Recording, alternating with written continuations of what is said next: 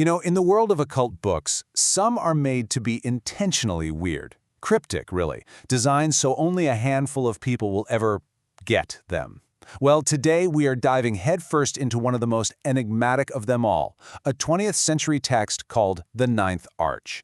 It's a strange, difficult, and honestly, a totally fascinating journey into a web of magic, myth, and what its creators believed were other dimensions. So, where on earth did this book come from? Well, according to the guy who compiled it, Kenneth Grant, it wasn't really written like a normal book. Nope, it was supposedly received, beamed in from some otherworldly intelligence that called itself OKBH, which is apparently an ancient Chaldean word for spider. And that spider thing? It's not just a name. It's absolutely central to the whole idea. The book presents itself as a kind of web, a network of tunnels that aren't just connecting ideas, but are believed to literally be gateways from our reality to other, much stranger dimensions. So that really sets up the big questions for us today. What exactly is this text? How was it even made? And what kind of secrets are we supposed to believe are tangled up in its really dense and surreal symbolism? Let's follow the threads of this web and just see where they take us. Okay, to really get a handle on what we're dealing with, we gotta look at the text itself. And just a heads up, this is not a straightforward read. It's more like a collection of cryptic, poetic little fragments that honestly feel like pieces of a dream. See, you get verses like this one. They're incredibly atmospheric, right? Just filled with this dreamlike imagery of spiders and mist and forgotten holy places. The language is all about creating a mood, an intuitive feeling, not just stating a simple fact. And then you get phrases like this, hinting at these bizarre beings called the Mauve Ones, just pouring out of 9 arches. The whole book is soaked in this kind of super symbolic, almost hallucinatory language. And don't worry, we will come back to the Mauve Ones later. So all in all, the book is a collection of 924 of these little cryptic oracles. And they were apparently documented over a 7-year stretch by a magical group who were convinced they were receiving them directly, like through visions and voices during their very secretive rituals. Now, to make any sense of this at all, we kind of have to zoom out. This book is a really important piece of a specific occult philosophy known as the Typhonian tradition. And without that context, trust me, the text is almost completely impossible to understand. So Kenneth Grant, he's the central figure here. He presented this Typhonian tradition as this ancient, hidden river of knowledge. He called it a gnosis, which is basically a direct, intuitive kind of spiritual insight, not just a belief. And this particular gnosis deals with the darker, more primal forces of the universe, which Grant believed just sort of bubbled up to the surface at different points in history. So, what's the end game here? Well, Grant laid out 3 main goals. First, to let this ancient knowledge find new ways to express itself in the modern world.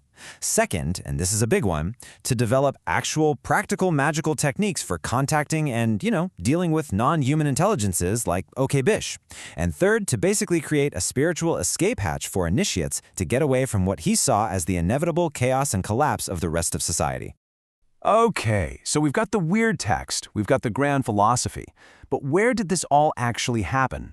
Well, the answer lies with a specific group of people, in a specific place, the New Isis Lodge.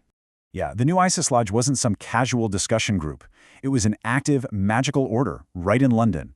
They were conducting these elaborate rituals where members would basically act as mediums, trying to channel the entities and archetypes of the Typhonian tradition. The OKBH transmission is presented as the direct result of these experiments. This timeline really helps put things in perspective. The lodge got going shortly after the infamous occultist Aleister Crowley died, and Kenneth Grant, who was briefly his student, took a lot of his ideas and ran with them. The transmissions themselves happened between 1955 and 1962, but the material wasn't actually compiled and published as The Ninth Arch until way later, in 2002. Now, it's really important to get this. A text like this doesn't just pop out of thin air. The members of this lodge were absolutely steeped in a very particular mix of literature, art, and occultism. And you can see those influences woven all through the final verses. I mean, this basically gives us a map of the mental furniture of the people receiving these transmissions. They were soaking in the cosmic horror of H.P. Lovecraft, pulp novels about sinister cults, the totally surreal art of Austin Osman Spare, and of course, the magical systems of Aleister Crowley. And this stuff wasn't just background reading. They were actively using it as tools to get into the right headspace for these rituals to actually work. All right, so now that we have the context, the tradition, the lodge, their influences, we can finally go back to the text and try to decode some of its central symbols. Okay, let's look at this verse again. The sign of Koth. That's a direct shout out to the horror writer H.P. Lovecraft, but it's the mention of the ninth arch and a vault beneath that really holds the key to the book's title and its whole central mystery. So what is the ninth arch? Well, it's a super powerful symbol pulled straight from Masonic legend. It refers to this secret vault deep, deep underneath the temple, where the ultimate secrets, things like the true lost name of God, were supposedly hidden away. So this book is basically positioning itself as a key to a similar modern-day vault of secret knowledge. And hey, remember those mauve ones from earlier? Well, this is where they supposedly come from, the mauve zone. This is the Typhonian term for an in-between reality. It's not our physical world, and it's not the dream world. It's this liminal, weird space of pure potential that magicians, in this tradition, believe they can access to influence our reality. This comparison really helps clarify the book's specific flavor, even within its own system. It's often compared to another text called The Wisdom of Slulba. Now, Slulba is seen as this clear, daylight transmission from a gate that was opened properly. Okebosh, on the other hand, is its shadow, a night-side transmission, received through a gate that was opened improperly or at an angle, leading to much more chaotic and unpredictable results. So when you boil it all down, the ninth arch is presented as a grimoire, a textbook of magic. It's meant to be a practical, if pretty dangerous, key.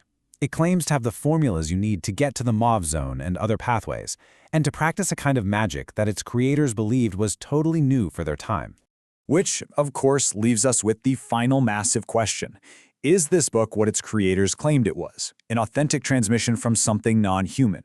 A literal map to other realities? Or is it a stunningly complex piece of collaborative ritual art? A deep dive into the collective human subconscious, weaving together fiction, myth, and psychology into something new that just feels profoundly real. The text itself gives no easy answer, leaving that web of mystery completely intact.